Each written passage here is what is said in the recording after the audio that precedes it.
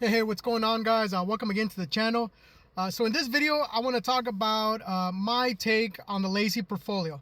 All right, so I have on my M1, I have a lazy portfolio, which is essentially fire and forget. You know, if you must, it's one of these pies or portfolios that once you set them up, it's easy to just fire and forget.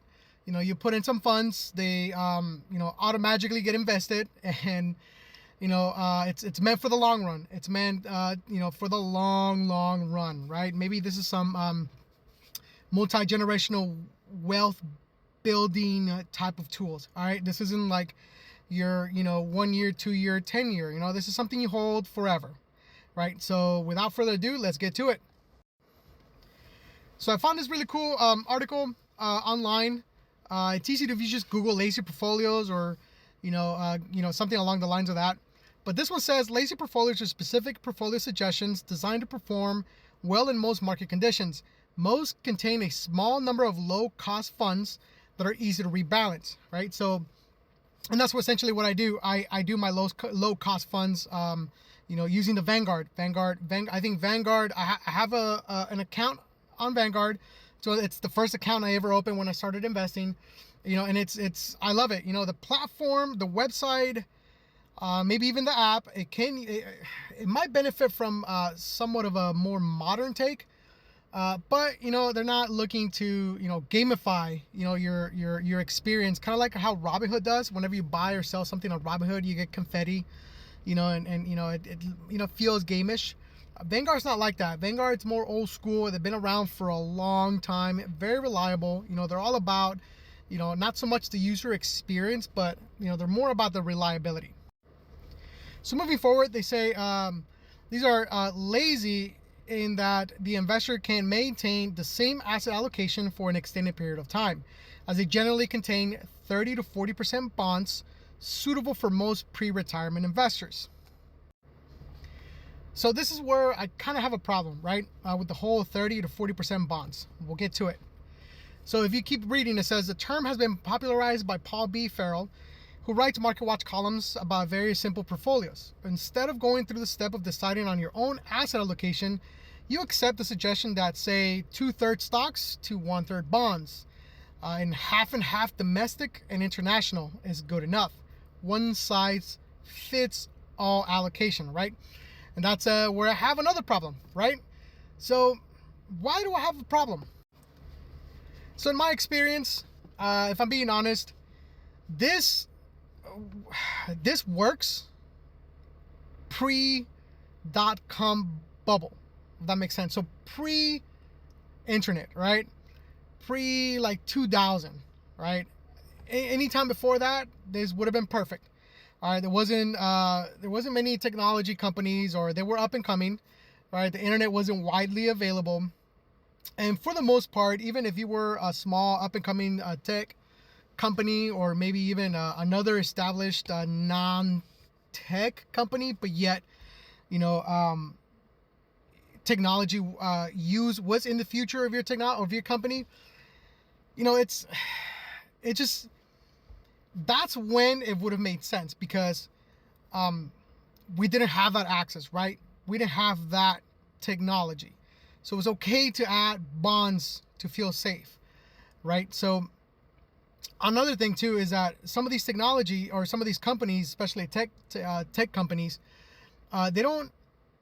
they weren't exposed to international assets, international allocations in their portfolio, or even international business in their portfolios. So again, the 30 to 40% bonds would have worked pre-dot-com bubble, right? So pre-internet. Nowadays, I don't think it works. The 30 to 40% bonds, even if you're retiring, I don't like it. I don't agree with it. I don't think it's part of what my generation or even younger generations should be investing in. And that brings me to my lazy portfolio, my lazy take on the lazy portfolio, right? So here you can see I have 40%. So in this pie, I have 40% allocation to VOO. And then, so in the old portfolio, I had VOO at 40. Then I had VNQ at 10%. And instead of VYM and VUG, I had a bond ETF, and I have an international bond, if I remember correctly. So honestly, those, I mean, they don't serve the purpose that I want them to serve, at least in my portfolio, right? So these tech companies, I mean, come on, even if you want some type of international exposure on your bonds per se, or your bond ETF, you don't need to buy BNDX or an international, bond ETF. Just by buying some of these tech companies have international exposure as it is, right? So now my new take is, instead of having bond and international bond exposure, I'm adding VYM, which is a great high dividend yield ETF from Vanguard, right? And I'm adding VUG, which is a growth ETF from Vanguard. So I'm a huge fan of the Vanguard ETFs, right?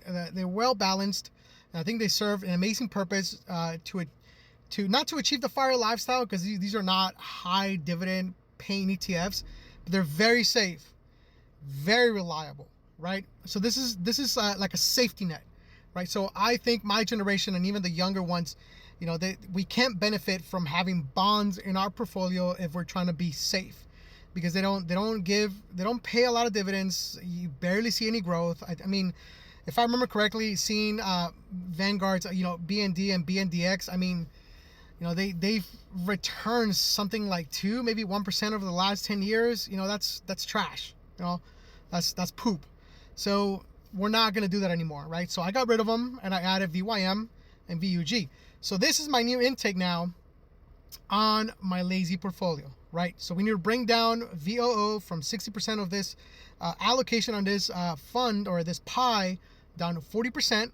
We're going to raise VYM from 15% to 30%. VNQ is going to stay around 10. I think real estate, even though usually the lazy portfolio is a 3-fund portfolio, I'm going to add real estate because I think real estate for the long run, for the long term, that's essential. And then last, we got 20% at VUG because we want that growth, right? We want reliable, consistent growth. And I think we're going to achieve that with these 4-fund lazy portfolio that I got set up, whatever.